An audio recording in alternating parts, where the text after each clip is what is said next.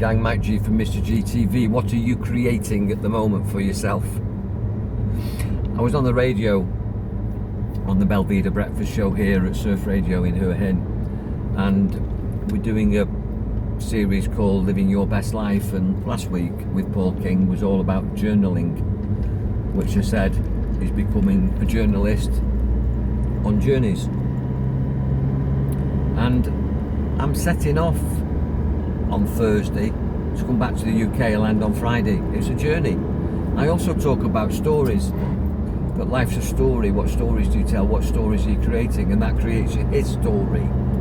Love all these words and etymology. So you should be creating a legacy. You should be creating moments, creating memories, and journaling your memoirs. There's always a beginning, middle and an end to a story.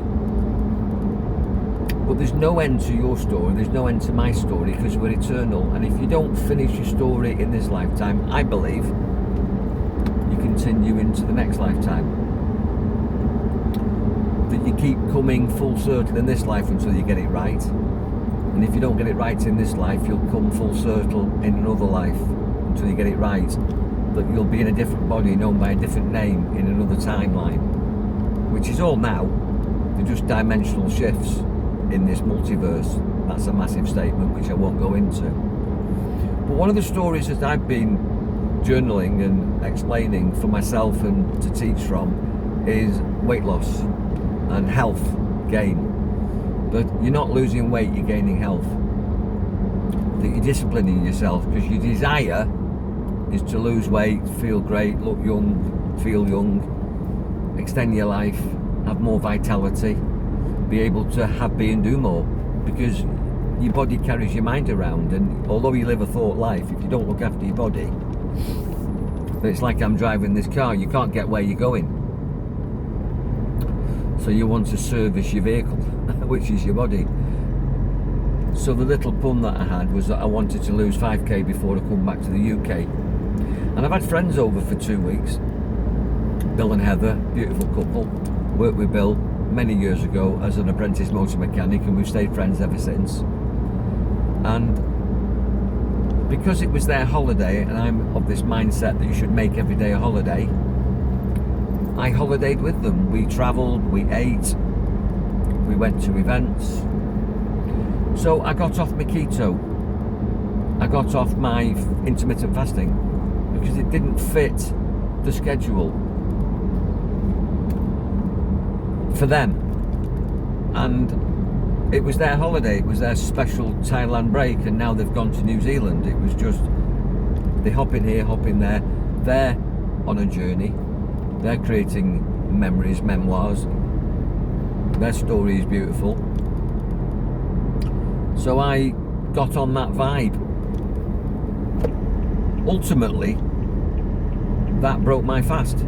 Ultimately, that took me out of ketosis, because I was eating sugars and carbohydrates and not just the proteins. I came out of autophagy.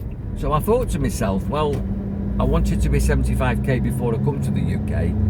I'm going to be back up to 80. But no, they went, and within 24 hours, I'm back to 57. No, I'm not. I'm back to 77.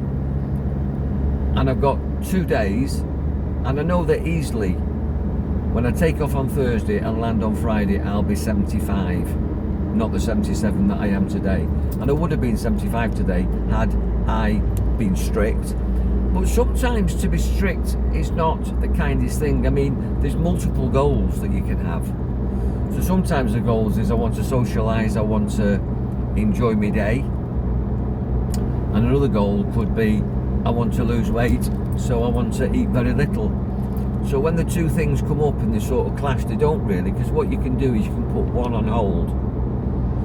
And just because I ate pie and chips, or I went and had a Thai curry, which, you know, might have had rice, which is a filler, starchy, and because I had sugary drinks, and I came out of my ketosis, doesn't mean that I've stopped doing that. It just means that for that one day, for that one moment, I slipped into a parallel universe where I was the old Mike Garner, and now, since Bill and Heather went, I'm in the program, in the dimension, in the universe, which is going back into keto for 2 days. And you can do that. You see, I'm not a smoker, but I do have a smoke. I enjoy a cigar, and occasionally with certain people I'll have a menthol cigarette. Now that might surprise you. It doesn't mean I'm a smoker, it means that I choose to do those things with certain people, maintain rapport, enjoy the experience and the flavours. So I enjoy a good whiskey, or a Guinness, or a Thai lager. But I'm not an alcoholic, and I'm not really a big drinker. But I do enjoy those things. I choose those things. I don't need those things. I chose to make every day a holiday and to join Bill and Heather on their holiday vibe, become part of their holiday tribe and share that. And if you're in control of that, then you're not a victim to the pork pie. You're not a victim to the pizza, even though pizza really isn't that good for you. It's nice. Cigar, maybe you shouldn't do that. You shouldn't be drinking whiskey or whatever you do that's your vice.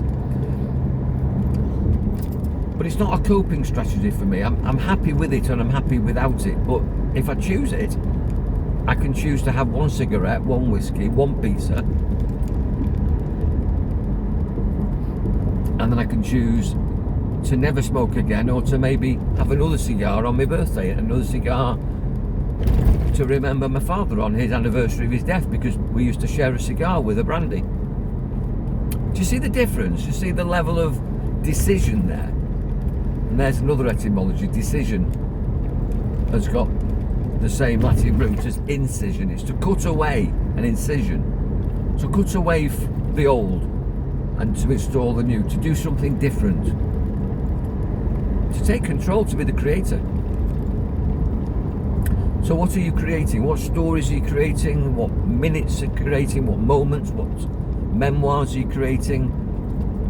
Are you monitoring it? Are you journaling it? Are you aware of it? Are you appreciating it? Are you enjoying it? And I say to people, how's your life? Because your decisions and your beliefs are causes. They're the root of everything you're creating. And the circumstances of your life and your relationships and your health are the effects. So you might not agree with me, but how is your belief agreeing with me or not working for you? How happy are you? How healthy are you? Are you denying these things in anger? Do people like and love you? Do you like and love yourself? What's your health like? And my health's been up and down. That's just what is. I'm on the right side of my health now because I've made these decisions. I'm learning from journaling and witnessing, paying attention to what I'm doing, who I'm doing it with, how I'm doing it, why I'm doing it, when I'm doing it, where I'm doing it, how much I'm doing it. And then I'm modifying that because I'm looking at the results of those decisions, those things that I'm doing, and what it's creating. Like relationships, doing relationships when they're long past the sell-by date. Investments, where things are a waste of money and a waste of time, but you keep turning up and doing it.